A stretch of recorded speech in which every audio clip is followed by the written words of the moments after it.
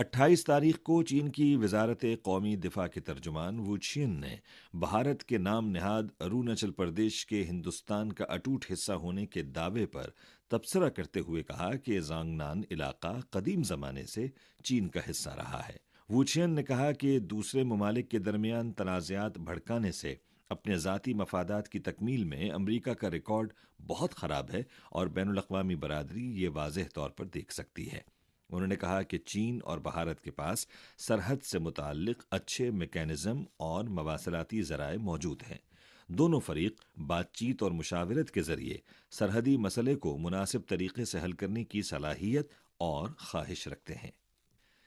चीन की वजारत दिफा के तर्जुमान सीनियर कर्नल वू छिन ने बहरे जनूबी चीन के मामले पर 28 मार्च को एक तबसरे में कहा कि कुछ अरसे से अमरीका ने हक़ाइक़ को नज़रअंदाज करते हुए इलाक़ाई अमन व इस्तेहकाम को नुकसान